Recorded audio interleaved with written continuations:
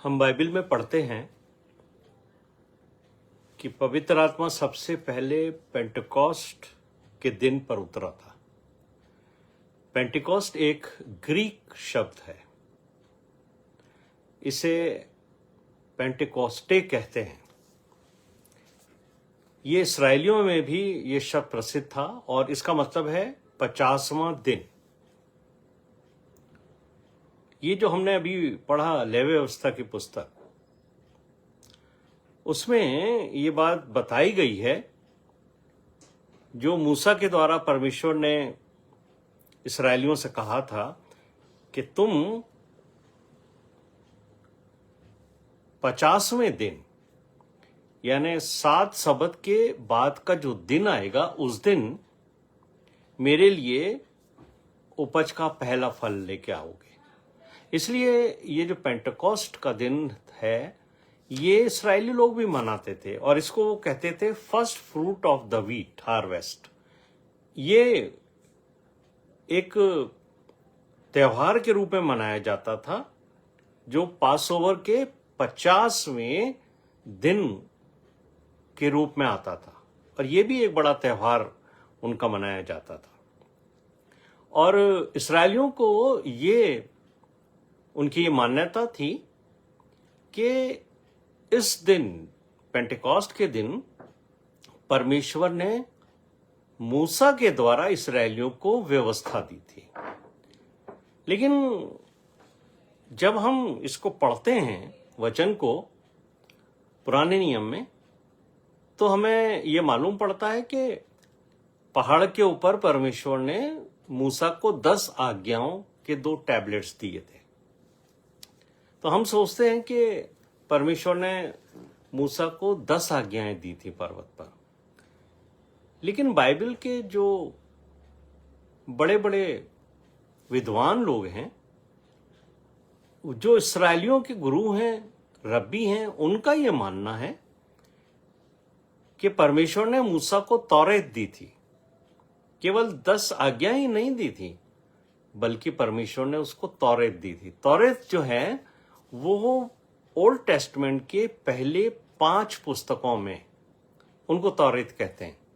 और ये जो 5 पुस्तकें हैं उसमें परमेश्वर ने मूसा को पूरी व्यवस्था लिखने के लिए दी थी। तो ये जो 5 पुस्तकें हैं ये मूसा के द्वारा परमेश्वर की आज्ञा के अनुसार लिखी गई, इसको इस्राएली लोग तौरेत कहते हैं। और उनका यह मानना है कि यही व्यवस्था है और ये व्यवस्था जो है डे ऑफ पेंटेकोस्ट के दिन परमेश्वर ने मूसा को दी थी। लेकिन हम जो कलीसियां हैं, हम जो चर्च हैं, उनके लिए ये जो डे ऑफ पेंटेकोस्ट है वो जो है वो क्यों महत्वपूर्ण है? क्योंकि इस दिन कलीसिया को पवित्र आत्मा मिला और हम जो विश्वासी हैं हम इसको spirit of grace in fullness के नाम से भी जानते हैं। यानी परमेश्वर ने जो भविष्यवाणी यिर्मयाह के 31वें अध्याय के 33वें पद में की थी उसको इस्राएलियों के लिए उसने पूरा किया। यिर्मयाह 31 चैप्टर वर्स 33 के अनुसार परमेश्वर ने उनसे कहा था कि जो वाचा मैं उन दिनों के बाद इस्राएल के घराने से बांधूंगा वो ये होगी कि मैं अपनी जो व्यवस्था है मैं इस्राएलियों के यानी उनके मन में समाऊंगा और उनके हृदय पर लिखूंगा। दरअसल ये जो इस्राएली थे वो बार बार व्यवस्था को तोड़ते थे। उनका हृदय भी उसी पत्थर के समान कठोर था जिस तरीके के पत्थर के ऊपर परमेश्वर ने अपने नियमों को लिखकर मूसा को दिया था। तो वो कठोर हो गए थे उनके शब्द। इसलिए परमेश्वर चाहता है कि मैं अपनी व्यवस्था को इनके हृदय के ऊपर लिखूं, मांस के ऊपर लिखूं।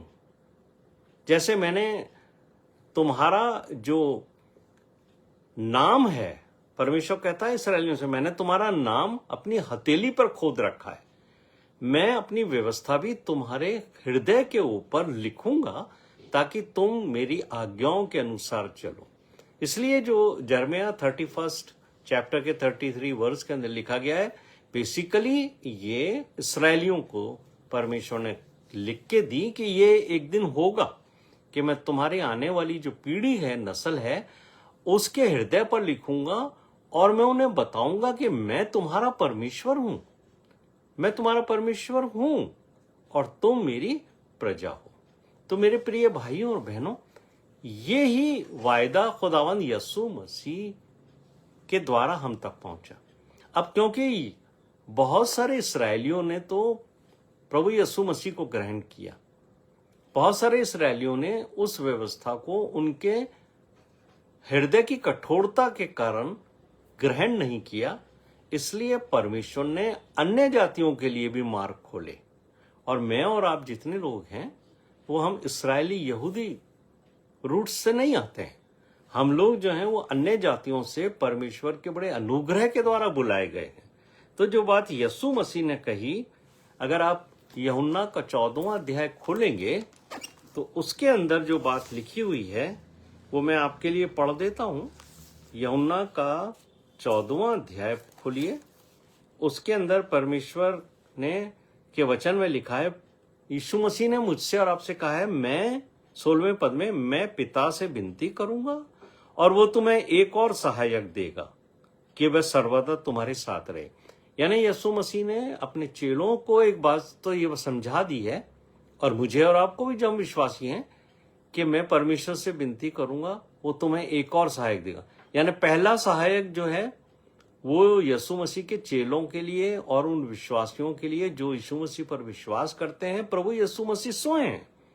लेकिन उसके बाद, क्योंकि मनुष्य रूप में प्रभु यीशु मसीह कुछ समय तक अपने चेलों के साथ रहे, और जब यीशु मसीह ने अपने चेलों से कहा कि मैं जो हूं वो तुम्हें छोड़कर अब पिता परमेश्वर के पास चला जाऊंगा। यीशु मसीह ने उनसे कहा था, अभी तुम मुझे देखते हो, थोड़ी देर देखोगे, फिर तुम मुझे ना देखोगे, फिर बाद में देखोगे। तो वो चेले नहीं समझ पा रहे थे, लेकिन इतना वो समझ गए कि यीशु मसीह हमें छोड़ के जाने वाले हैं, तो उनका मन व्याकुल हो गया। यीशु मसीह ने कहा, नहीं, ऐसा मत सोचो, मत व्याकुल हो, मत परेशान हो, क्योंकि परमेश्वर ने अपना जो प्लान है पूरे मनुष्य जाति के लिए, जो उसने तुम लोगों के जन्म से पहले हमारे लिए बनाया है, उसको वो पूरा करेगा। पहले के जमाने में जब ओल्ड टेस्टमेंट में आप पढ़ते हैं, परमेश्वर स्वयं बात करते थे, मूसा के द्वारा बात करते थे, मूसा या भविष्यवक्ताओं के द्वारा बात करते थे, ताकि लोग उसकी बातों पर विश्वास रखें। और ये जो पद आप बार बार पढ़ते हैं ना, जब भी आप ओल्ड टेस्टमेंट पढ़ते हैं और उस भविष्यवाणी या भविष्यवक्ता जाकर ये बात कहते हैं कि परमेश्वर ने ये कहा है, और फिर वो ये शब्द बोलते हैं, मैं यहोवा परमेश्वर हूं। इसका जो एम्फेसिस है वो ये है कि तुम जो सुनने वाले हो, ये बात ध्यान रखना कि ये बात भविष्यवक्ता नहीं कह रहा है, ये बात परमेश्वर स्वयं तुमसे कह रहा है। तो परमेश्वर ने बात की भविष्यवक्ताओं के द्वारा, और जब उन्होंने, इस्राएलियों ने नहीं सुना, परमेश्वर की निज कौम ने नहीं सुना, तो परमेश्वर ने यीशु मसीह को भेजा ताकि वो यीशु मसीह के मनुष्य रूप धारण करके आने को, जो परमेश्वर की वादा था उसके अनुसार एक मसीहा के रूप में ग्रहण करें। और यीशु मसीह उनके बीच में भी रहा, चला फिरा, लेकिन उन्होंने यीशु मसीह को भी स्वीकार नहीं किया। लेकिन जिन्होंने उसको स्वीकार किया वो उसके चेले ठहरे। और बाद में जो है अंताकिया के अंदर लोगों ने ये बात कही कि जो चेले थे यीशु मसीह के, उनके जीवन को देखकर वहां पर ये बात लिखी है कि वो मसीही कहलाए। तो हम जो विश्वासी हैं, मसीह हैं, और वो चेले यीशु मसीह के स्वर्ग में उठाए जाने के बाद यीशु मसीह ने कहा, मैं तुम्हें अनाथ नहीं छोड़ूंगा, अकेला नहीं छोड़ूंगा, बल्कि मैं पिता से विनती करूंगा कि वो तुम्हें एक और सहायक दे। और वो सहायक के लिए यीशु मसीह कहते हैं कि वो सर्वदा तुम्हारे साथ रहेगा। और gospel of John chapter 14 verse 17 के अंदर यीशु मसीह के शब्दों को समझिए, जो यीशु मसीह ने कहे, वो सत्य का आत्मा है, यानी होली स्पिरिट, जिसके बारे में यीशु मसीह कहते हैं, मैं उस परमेश्वर उसको भेजेगा तुम्हारे लिए। उसके लिए वो कहते हैं सत्य का आत्मा जिसे संसार ग्रहण नहीं कर सकता, क्योंकि वह न उसे देखता है और न उसे जानता है। तुम उसे जानते हो क्योंकि वह तुम्हारे साथ रहता है और तुम में होगा।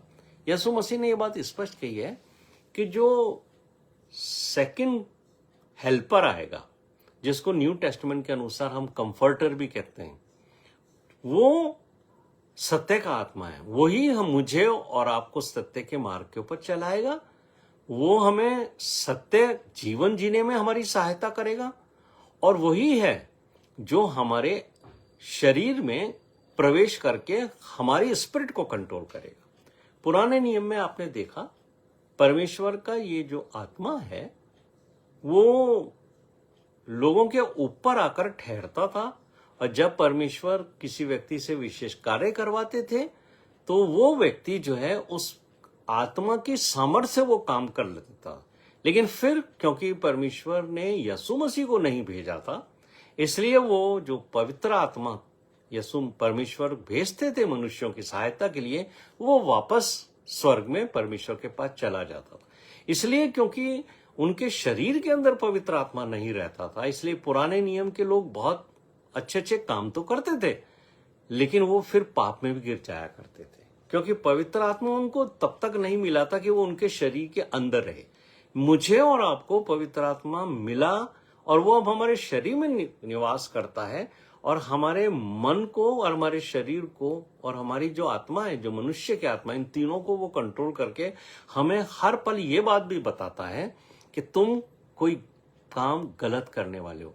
परमेश्वर के वचन में क्या लिखा है, तुमने परमेश्वर को स्वीकार किया। तो वो पवित्र आत्मा हमें तसल्ली भी देता है, वो हमारा कंफर्टर भी है, वो हमारा गाइड भी है, और वही है जो मुझे और आपको पवित्र जीवन जीने के लिए मार्गदर्शन देता है, और उसकी सहायता के बिना मैं और आप पवित्र जीवन जी नहीं सकते। तो मेरे प्रिय भाइयों और बहनों, मुझे और आपको ये बात समझनी है कि ये जो पवित्र आत्मा हमें दिया गया, उसके बारे में बुक ऑफ एक्ट्स के अंदर भी बहुत अच्छे से लिखा हुआ है। अगर आप पहला अध्याय उसका पढ़ेंगे बुक ऑफ एक्ट्स का, तो तीसरे पद से मैं अगर आपके लिए पढ़ूं, उसको एक्सप्लेन करता हुआ, तो वहां लिखा है कि यीशु मसीह 40 दिन तक तो लोगों को दिखाई देता रहा, लेकिन 40 दिन के बाद वो स्वर्ग पर उठा लिया गया। और जब यीशु मसीह स्वर्ग पर जा रहे थे तो उन्होंने चेलों को ये आज्ञा दी थी कि देखो तुम यरूशलेम को मत छोड़ना, है ना, क्योंकि परमेश्वर अपनी प्रतिज्ञा को पूरा करेगा, और जो वो परमेश्वर पे प्रतिज्ञा को पूरा करेगा ताकि तुम्हें पवित्र आत्मा दे, यानी तुम्हें पवित्र आत्मा का बपतिस्मा मिलने वाला है। वही बपतिस्मा जिसका वादा किसने, यूहन्ना बपतिस्मा देने वाले से तुमसे किया था। तो जब यीशु मसीह स्वर्ग के ऊपर उठा लिए गए, तो आप देखिए वहां पर अगर आप आगे पढ़ेंगे तो वहां लिखा है कि चेले ये सोचने लगे कि हमें जो है वो कोई राज्य मिलने वाला, तो वो तो पूछने लगे कि प्रभु तू जल्दी से जल्दी राज्य फेर देने वाला है क्या। तो प्रभु यीशु मसीह ने कहा कि देखो जो बातें भविष्य से संबंधित है, ये मेरे और आपके लिए बहुत इंपॉर्टेंट बात है। प्रभु यीशु मसीह अपने चेलों से यानी मुझसे और आपसे भी ये बात कहते हैं कि जो बातें परमेश्वर ने भविष्य में होने वाली हैं, उसको परमेश्वर ने अपने हाथ में रखा है। इसलिए तुम्हारा उसका जानना कोई उचित बात नहीं। मुझे और आपको इस बात के लिए खुश होना चाहिए कि हमारा भविष्य परमेश्वर के हाथों में सुरक्षित है। लेकिन हम में से बहुत सारे लोग जो ये बात पे विश्वास नहीं करते कि हमारे लिए परमेश्वर ने अच्छी योजनाएं बनाई हैं, हमारी भलाई की योजनाएं बनाई हैं, हमारे बच्चों का, हमारे परिवार का भविष्य परमेश्वर के हाथ में सुरक्षित है। वो बहुत सारे आजकल के जो सो कॉल्ड प्रॉफिट्स हैं, उनसे अपने भविष्य के बारे में पूछते हैं कि आप बताइए, प्रभु के दास हैं आप, तो हमें बताइए हमारे भविष्य के बारे में क्या होगा। बहुत सारे लोग जो हैं वो ऐसे प्रचारकों के पीछे भी घूमने लगते हैं जो ये बताने लगते हैं कि अंतिम दिनों में क्या होगा, कैसी कैजुअलिटीज होंगी, क्या क्या घटनाएं होंगी। ये सब बातें तो परमेश्वर के वचन में लिखी हुई हैं, लेकिन ये कब होंगी, क्या होगा, ये जानना प्रभु यीशु मसीह कहते हैं तुम्हारा काम नहीं है। तो मुझे और आपको प्रभु यीशु मसीह के जो चेले, उनको ये बात समझनी चाहिए कि भविष्य के बारे में हमें जानने की कोई आवश्यकता नहीं है, क्योंकि हम ये जानते हैं कि जब परमेश्वर का आत्मा हमें मिल गया तो वो हमारे लिए सब बातों में भलाई ही उत्पन्न करेगा। तो आप ये देखिए कि यीशु मसीह जब स्वर्ग में उठा लिए गए 40 दिन के बाद, वो एक आज्ञा तो देके गए थे कि तुम यहीं ठहरे रहना यरूशलेम में जब तक तुम्हें पवित्र आत्मा ना मिले। लेकिन यीशु मसीह ने उनको ये नहीं कहा था कि पवित्र आत्मा तुम्हें कितने दिन के बाद मिलेगा। तो ये बड़े ही विश्वास के साथ ठहरे हुए थे। अब देखिए, यही है विश्वास। और यहां मुझे और आपको, जो हम विश्वासी हैं, उनको एक मार्गदर्शन मिलता। और खासकर मैं उन भाइयों और बहनों से जिनके मन में ये तीव्र इच्छा होती है कि हम परमेश्वर के वचन को लोगों तक जाके सुनाएं, प्रीच करें, परमेश्वर के वचन की गहरी बातें लोगों को समझाएं, उनके लिए ये बहुत आवश्यक है ये समझना कि प्रभु यीशु मसीह ने अपने लोगों से कहा था, 120 लोग वहां ठहरे थे, जब तक तुम्हें पवित्र आत्मा ना मिले तब तक कहीं बाहर निकलकर किसी को वचन की सेवा मत करना, वचन के बारे में मत बताना, क्योंकि ये सामर्थ, जो वचन के सामर्थ है, ये तुम्हें पवित्र आत्मा के द्वारा प्राप्त होगी। तो जब तक हमें पवित्र आत्मा नहीं मिल जाता है, हमें जाकर परमेश्वर के वचन की गहरी और भेद भरी बातें या परमेश्वर के वचन का प्रचार करने के लिए एकदम से नहीं निकल जाना चाहिए। क्योंकि बहुत सारे लोग इस जोश में भरे होते हैं कि हमें कब मौका मिले और हम परमेश्वर का वचन बांटें। तो जब तक आपको पवित्र आत्मा ना मिले तब तक आप वचन को बांटने के लिए कभी बाहर नहीं निकलें, क्योंकि याकूब अपनी पत्री में स्पष्ट तौर से कहते हैं कि हम में से बहुत ज्यादा लोग प्रचारक ना बने, क्योंकि हम ज्यादा दोषी ठहरेंगे। और यीशु मसीह ने कहा, जब तुम्हें पवित्र आत्मा मिलेगा तो तुम यरूशलेम में और दुनिया के कोने कोने में मेरे गवाह होगे। तो उस दिन जो है, ये करीब 10 दिन के बाद, यीशु मसीह ने तो कुछ नहीं कहा था कि तुम्हें कब मिलेगा, कितने दिन तुम्हें ठहरे रहना है, लेकिन वो ठहरे रहे। और 10 दिन के बाद जो है वो पवित्र आत्मा उनके ऊपर उतरा और उन लोगों को स्पिरिट से, होली स्पिरिट से भर दिया गया। यहां हम चेलों को देखते हैं। बहुत अच्छा लगा मुझे इनके बारे में देखना कि इन्होंने यीशु मसीह की आज्ञा के अनुसार ठहरे रहना ज्यादा अच्छा समझा। ये उनका धीरज बताता है, ये उनकी नम्रता बताता है, ये उनका परमेश्वर के तरस को देखने के लिए विश्वास को बताता है कि परमेश्वर दयावंत है, वो हम पर तरस करता है तो वो हमें पवित्र आत्मा देगा। 120 लोगों का जो इंतजार था, उनका जो धीरज था, वो पवित्र आत्मा उन 120 लोगों के ऊपर उतरा। तो हमें बाइबल ये बताती है कि पवित्र आत्मा कभी एक व्यक्ति पर ही नहीं उतरता। कई बार लोग सोचते हैं कि पवित्र आत्मा जो है वो एक व्यक्ति के ऊपर उतरता है। ये बात सही है। प्रभु यीशु मसीह ने कहा है कि तुम्हें पवित्र आत्मा दिया जाएगा। यीशु मसीह ने यह भी कहा है तुम पवित्र आत्मा मांगो तो परमेश्वर तुम्हें पवित्र आत्मा देगा। लेकिन हम तो, जब यीशु मसीह ने कहा मांगो तो तुम्हें दिया जाएगा, तो बहुत सारे लोग जो हैं वो सिर्फ और सिर्फ सांसारिक चीजें ही मांगते रहते हैं। जबकि यीशु मसीह ने लूका रचित सुसमाचार में तो स्पष्ट तौर से ये बात की कि तुम बुरे होकर अपने बच्चों को अच्छी वस्तुएं देना जानते हो, तो जब परमेश्वर पिता से तुम पवित्र आत्मा मांगोगे तो वो तुम्हें क्यों नहीं देगा। तो स्पष्ट बात यह है, मुझे और आपको इस संसार में सही मसीही जीवन जीने के लिए पवित्र आत्मा मांगना है, और परमेश्वर हमें पवित्र आत्मा देता है, एक एक इंडिविजुअल को देता है। लेकिन ये बात भी सही है कि पवित्र आत्मा परमेश्वर ग्रुप्स के ऊपर भी उतारता है। अगर आप book of Acts chapter 10 verse 44 को पढ़ोगे तो यहां पर भी एक घटना है कि पतरस ये बात कह ही रहा था कि पवित्र आत्मा उन सब सुनने वालों पर उतरा है। यानी परमेश्वर का आत्मा ग्रुप्स के ऊपर भी उतरता है, परमेश्वर का आत्मा इंडिविजुअल के ऊपर भी उतरता है। तो लोग एक स्थान के ऊपर एकत्रित थे, वो जानते थे कि परमेश्वर हमें सामर्थ्य से भरेगा, और सामर्थ्य भरने के लिए उन्हें पवित्र आत्मा चाहिए थी। पवित्र आत्मा का उन्होंने इंतजार किया। और जब प्रेरितों का दूसरा अध्याय हम पढ़ते हैं, जिसमें सबसे पहले ये घटना है कि पवित्र आत्मा उतरा, उसमें 2 से 4 पद अगर आप पढ़ोगे तो यहां पर लिखा है कि अचानक उन पर पवित्र आत्मा उतरा। ये न्यू टेस्टामेंट जो है वो ग्रीक लैंग्वेज में लिखा गया है। तो पवित्र आत्मा के लिए जो शब्द लिखा गया है पवित्र आत्मा के लिए ग्रीक का जो वर्ड है वो है न्यूमा हॉगियोन। और ओल्ड टेस्टमेंट जो है वो क्योंकि इब्रानियों में लिखा गया, हिब्रू वर्ड में लिखा गया है, तो जब जब पवित्र आत्मा का संदर्भ आता है तो वहां पर जो शब्द इस्तेमाल किया गया है ओरिजिनल वर्ड हिब्रू के अंदर वो है रुआख हाकोदेश। ये वर्ड इस्तेमाल किया गया है। ये परमेश्वर की उस आत्मा के लिए इस्तेमाल किया गया है जो आपको उत्पत्ति के पहले अध्याय के दूसरे पद में मिलेगी कि परमेश्वर का आत्मा जल के ऊपर उमड़ता था। ये जो आत्मा था परमेश्वर का जल के ऊपर उमड़ता था, ये परमेश्वर का त्रिएक में से एक रूप है। और यही जो त्रिएक परमेश्वर है होली स्पिरिट के रूप में जो यीशु मसीह के जाने के बाद डे ऑफ पेंटेकोस्ट के ऊपर उतरा, ये वो था। लेकिन अगर आप ये अध्याय पढ़ते हो जेनेसिस चैप्टर 2, वहां पर आदम के अंदर भी परमेश्वर ने एक श्वास फूंका था। अगर आप जेनेसिस चैप्टर 2 वर्स 7 पढ़ोगे तो वहां लिखा है कि परमेश्वर ने आदम को मिट्टी से बनाया और आदम में जीवन का श्वास फूंक दिया।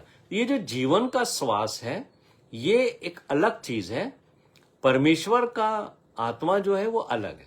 परमेश्वर ने हमें अपना आत्मा जो होली स्पिरिट है वो तो डे ऑफ पेंटिकॉस्ट पर दिया, लेकिन जब आदम को उसने बनाया तो उसने उसको जो जीवन का श्वास दिया वो बेसिकली ह्यूमन स्पिरिट है, जिसके द्वारा हम अपने शरीर और अपने बुद्धि और अपने ज्ञान को बढ़ाते हैं, और अपना जो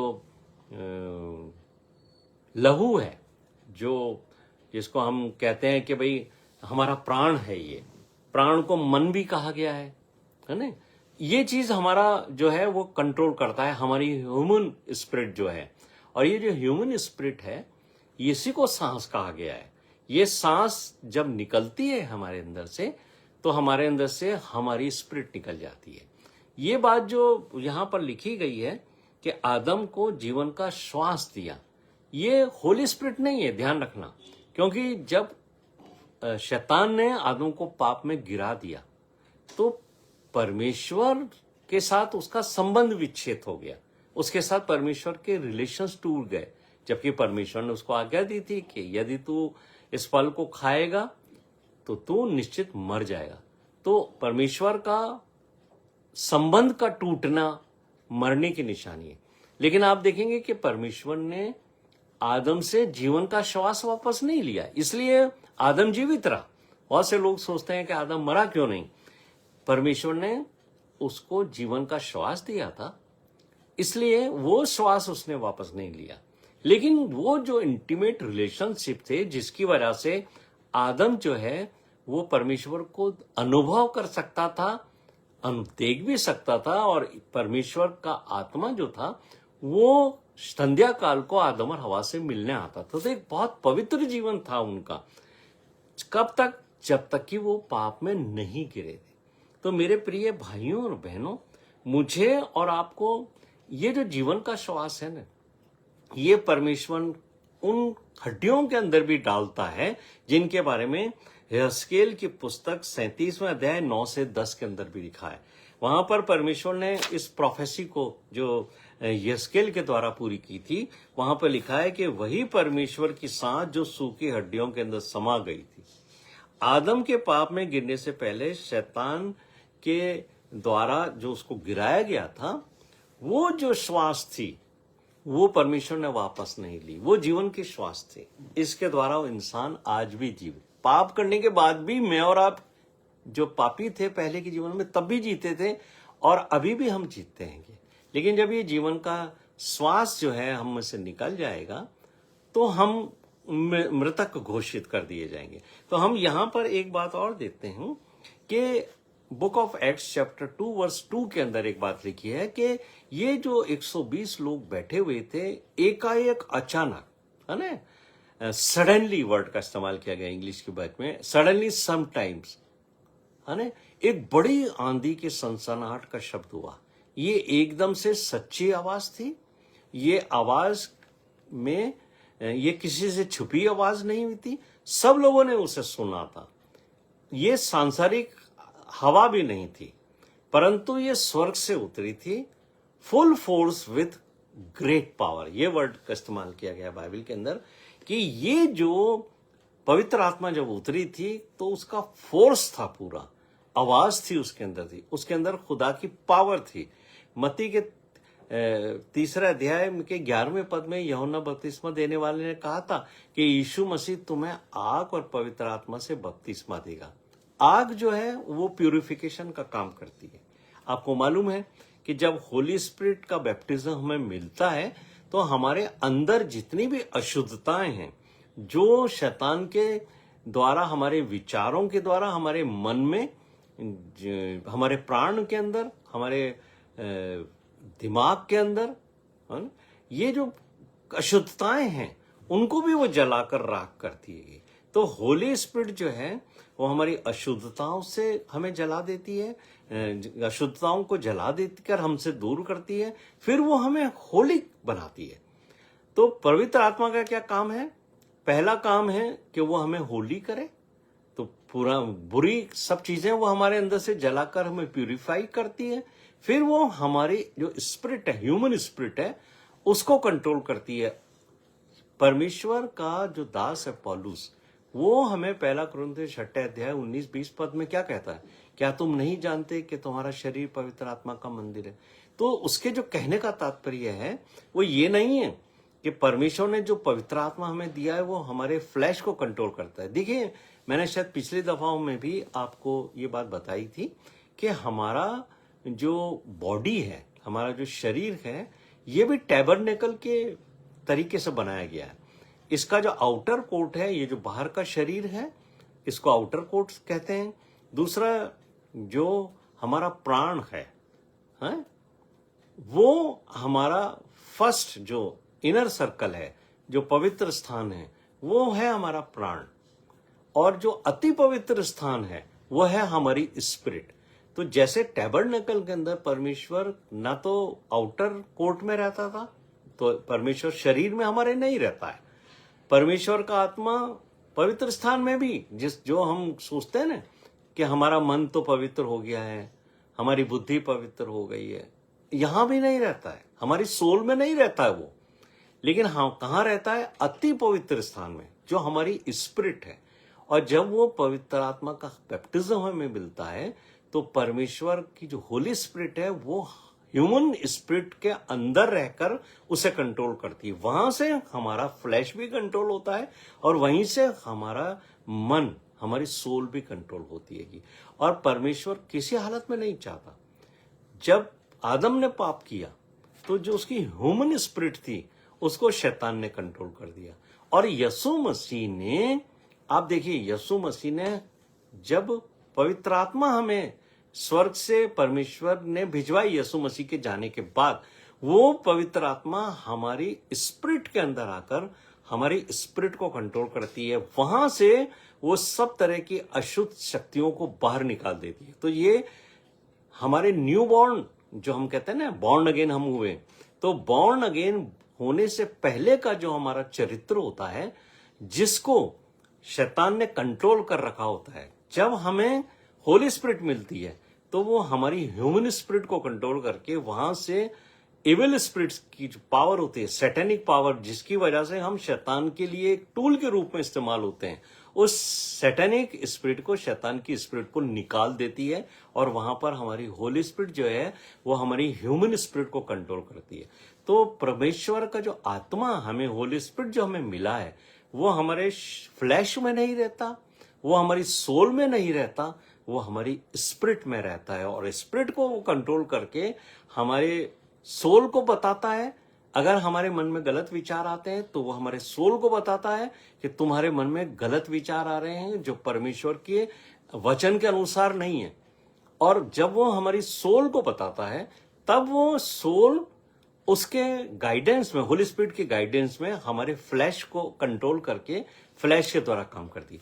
पहले हमारी जो स्पिरिट थी वो शैतान के कंट्रोल में थी, तो हमारे मन के अंदर बुराइयां निकलती थी, सारी चीजें गंदी निकलती थी। और फिर हमारा जो शरीर था वो सैटन के कंट्रोल में आने की वजह से सैटन के लिए एक टूल के रूप में काम करता था। लेकिन जब होली स्पिरिट मिली, देखिए यीशु मसीह के अंदर भी अपनी खुद की आत्मा थी जो एक ह्यूमन स्पिरिट थी यीशु मसीह के पास, लेकिन जब उसने बैप्टिज्म लिया था तब आकाश उत्तर खुल गया था और उसको होली स्पिरिट मिली थी। तो वो होली स्पिरिट जो है वो मुझे और आपको भी वैसे ही मिलती है। लेकिन क्या है होली स्पिरिट का काम कि जब हम बॉर्न अगेन होते हैं तो यीशु मसीह का चरित्र होली स्पिरिट हमारे जीवन के अंदर शन्य शन्य बढ़ाती है। देखिए, मैं इसको साधारण तरीके से अगर इसको एक्सप्लेन करूं तो ये तरीका आपको बहुत आसानी से समझ में आ जाएगा कि जब एक मदर कंसीव करती है तो उसकी वूम के अंदर एक बच्चे का अंश स्टार्ट होता है और वो 9 महीने के अंदर कंप्लीट होकर के बॉर्न होता है। तो जब हम होली स्पिरिट का बैप्टिज्म प्राप्त करते हैं, एकदम से हम जो हैं वो शरीर को और हमारी जो सोल है उसको कंट्रोल नहीं कर पाते, लेकिन धीरे धीरे हमारे स्पिरिट को प्यूरिफाई करते करते होली स्पिरिट हमारे जीवन में यीशु मसीह का चरित्र डेवलप कर देती है। इसलिए जो पौलुस है वो ये कहते हैं कि हम शन्य शन्य बदलते चले जाते हैं। तो एक दिन में नहीं होगा, लेकिन धीरे धीरे होली स्पिरिट हमें डेली वॉक कराएगी, परमेश्वर के वचन के अनुसार हमें कंट्रोल करेगी, हमें सिखाएगी। और जो बात कही गई है कि यीशु मसीह ने कहा था कि वो तुम्हें पाप में गिरने से भी बचाएगी, वो तुम्हारे अंदर रहेगी। तो मेरे प्रिय भाइयों और बहनों, मुझे और आपको ये याद रखना चाहिए कि जब हमारे अंदर यीशु मसीह का चरित्र पैदा हो जाता है, जब यीशु मसीह का नेचर हमारे अंदर डेवलप होने वाला लगता है, तो ये बात समझ लीजिए जो पतरस ने अपनी पत्री में कही है, first epistle of Peters chapter 2 verse 21 से 23 के अंदर पतरस ने बहुत अच्छे से इसको एक्सप्लेन किया। पतरस कहता है कि यीशु मसीह हमें एक आदर्श देके गए। यीशु मसीह क्या आदर्श देके गए हैं? ताकि हम उसके पद चिन्हों पर चलें। हमारा जो होली स्पिरिट मिलने के बाद का जो लाइफ है वो किस तरीके का लाइफ होगा? वो यीशु मसीह की जैसा होगा।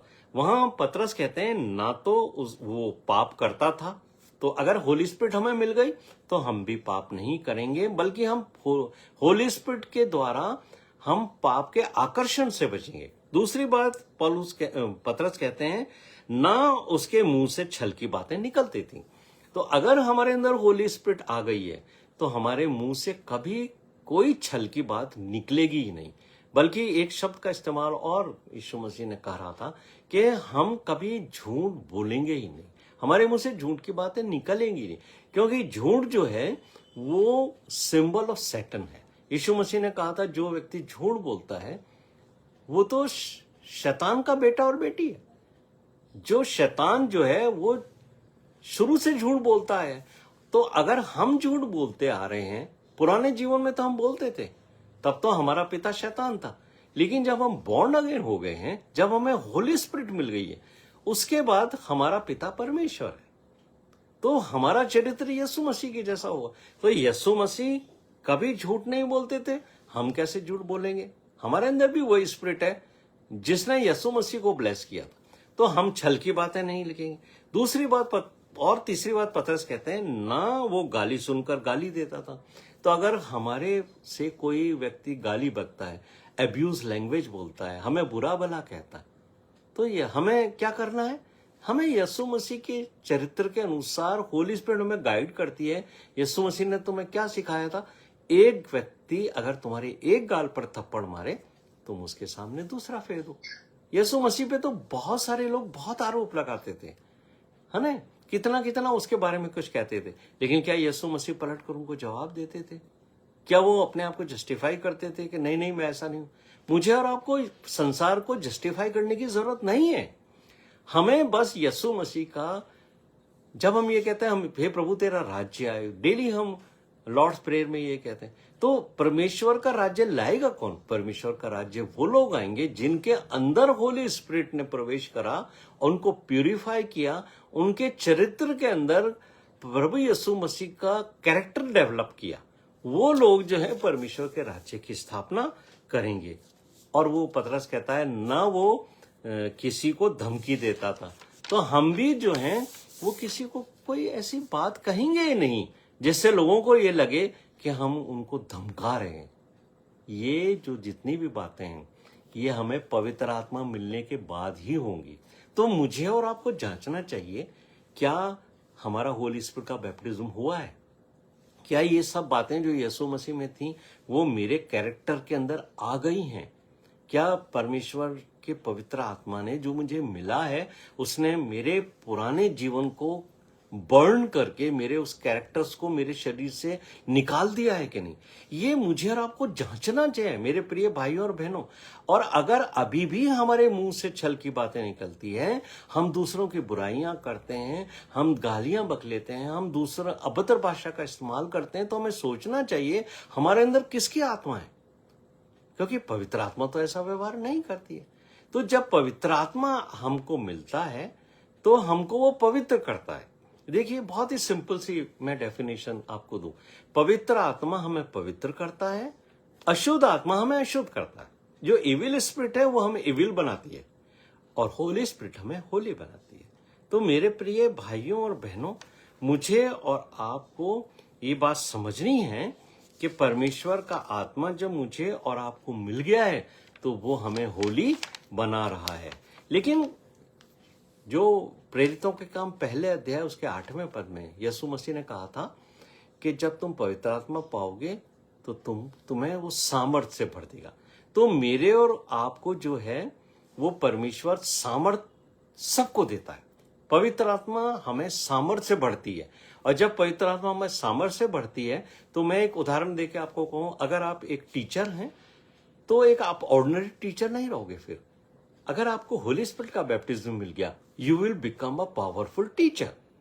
आपकी बात लोग, चाहे अगर आप एडमिनिस्ट्रेशन में हैं तो आपकी बात लोग बड़े ध्यान से सुनेंगे, क्योंकि होली स्पिरिट उनको कायल करेगी कि जो बोला जा रहा है उस पर अपना ध्यान केंद्रित करो।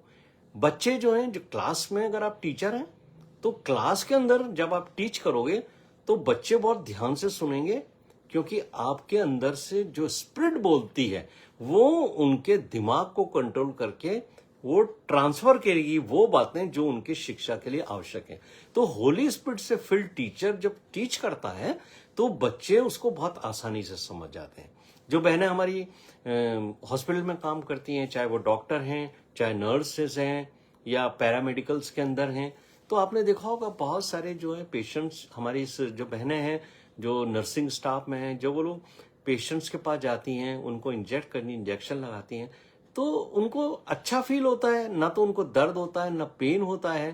तो आपने देखा होगा कि कई बार जो है वो पेशेंट जो हैं वो डिमांड करते हैं कि हमारे को वो जो सिस्टर हैं उनको भेजो कि वो हमें इंजेक्शन लगाएं। वो दूसरी जो नर्सेज होती हैं उनसे ज्यादा वो प्रिफर करते हैं कि कोई क्रिश्चियन नर्स उनको लगाए, क्योंकि उस बहन के शरीर के अंदर पवित्र आत्मा है और उसके हाथों को पवित्र आत्मा कंट्रोल करती है कि जब वो किसी पेशेंट को छूती है तो उसको वो बहन नहीं छू रही है, प्रभु यीशु मसीह के हाथ उसको छूते हैं और उसी वजह से उसको चंगाई आगे बढ़ती है।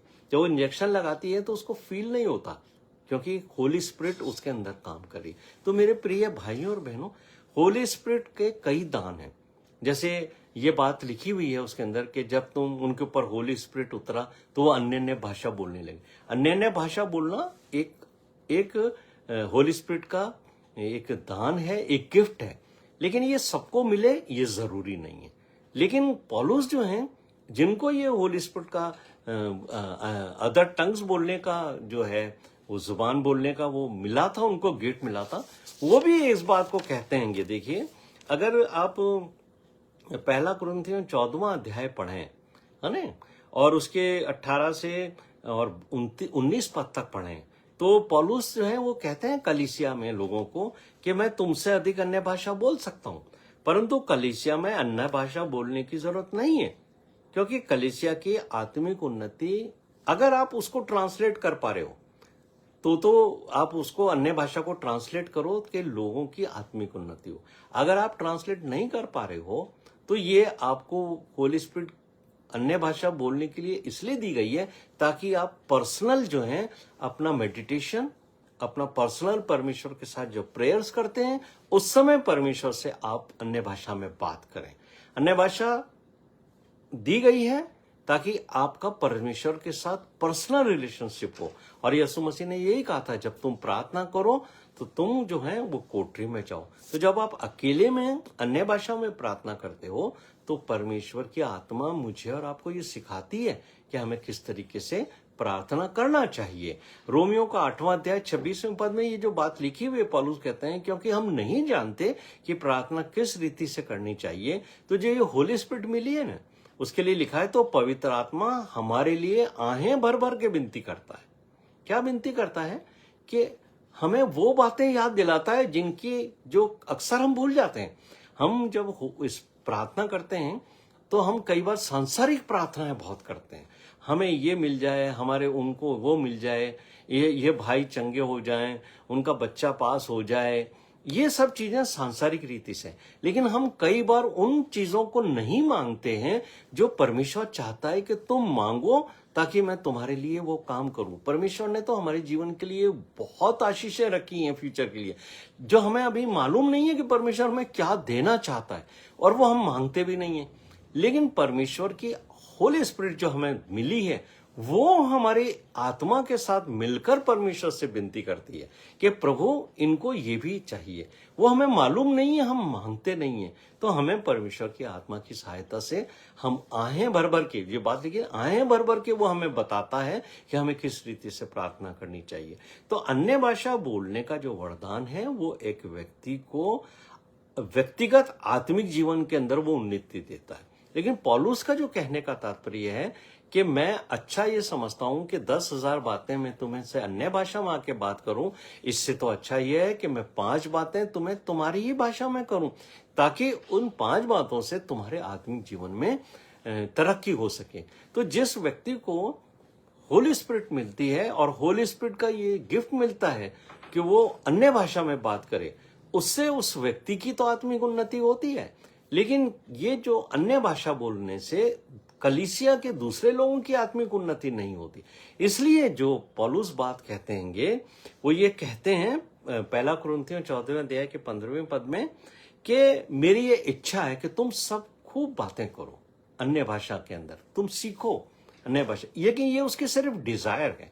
जो वर्ड उन्होंने इस्तेमाल किया है 1 कुरिन्थियों 14:5 में, I wish you all spoke with tongues, तुम सब बोलो अन्य भाषा में, लेकिन ये मेरी सिर्फ इच्छा है।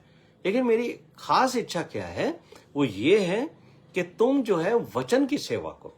ये जो वर्ड इस्तेमाल किया गया है कि कलीसिया में भविष्यवाणी करो। भविष्यवाणी का जो बेसिक न्यू टेस्टामेंट के अंदर कंसेप्ट है, अब भविष्यवाणियों की जरूरत नहीं है न्यू टेस्टामेंट में। चर्च को जितनी भविष्यवाणियों की आवश्यकता थी वो प्रभु यीशु मसीह के आने से पहले भविष्यवक्ताओं के द्वारा हो गई, और अंतिम जो भविष्यवक्ता था वो जॉन द बैप्टिस्ट था। ये आपको मिल जाएगा लूका के 16 चैप्टर के 16 वर्स के अंदर। ये बात यीशु मसीह ने इस वक्त कही है कि अंतिम जो भविष्यवक्ता था वो जॉन द बैप्टिस्ट था, यूहन्ना बपतिस्मा देने वाला। उसके बाद से सुसमाचार प्रचार किया जाता है। तो सुसमाचार को प्रचार करना ही भविष्यवाणी करना है। आज के समय में कलीसिया के लिए ज्यादा आवश्यक वो लोग हैं जो वचन की सेवा करें, परमेश्वर का वचन लोगों तक पहुंचाएं, ताकि परमेश्वर के वचन के प्राप्त करने के द्वारा लोगों को आत्मिक जीवन में बढ़ने की आशीष मिले। तो जो होली स्पिरिट हमें मिला वो मिला डे ऑफ पेंटिकॉस्ट पर। मैंने पिछले दिनों में भी हमारे इस लार्जर फैमिली ग्रुप का ये बात बताई थी कि डे ऑफ रिजरेक्शन पर यीशु मसीह की तरफ से हमें 2 blessings milli.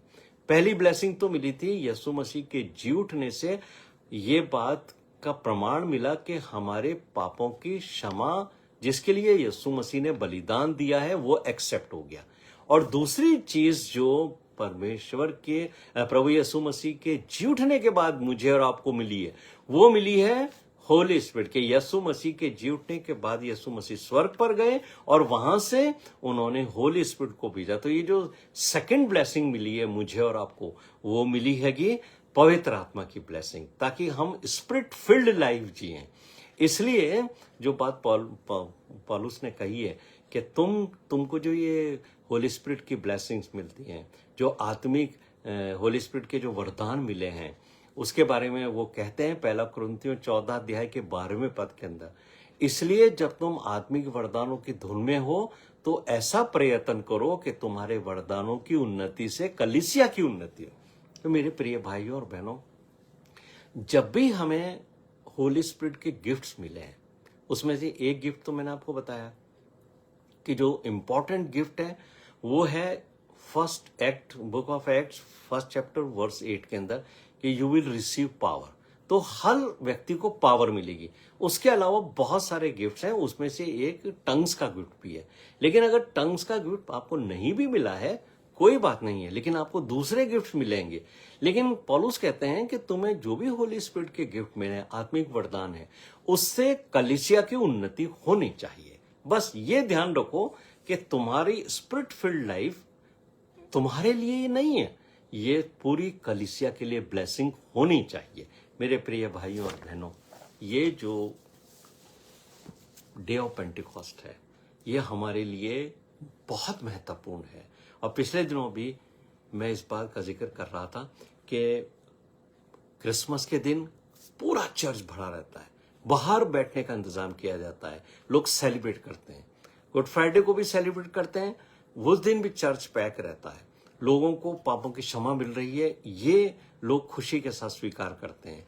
Day of resurrection के ऊपर, यानी जिसको हम इस अपनी भाषा में पुनरुत्थान का दिवस या ईस्टर दिवस भी कहते हैं, उस दिन भी लोग खूब आते हैं क्योंकि वो सेलिब्रेशन से जुड़ा।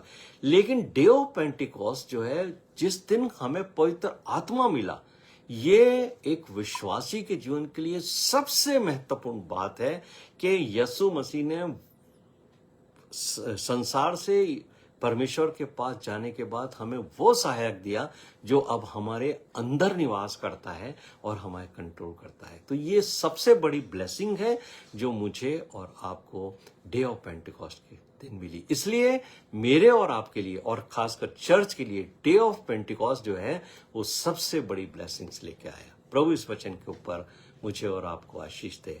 आइए हम प्रार्थना करें।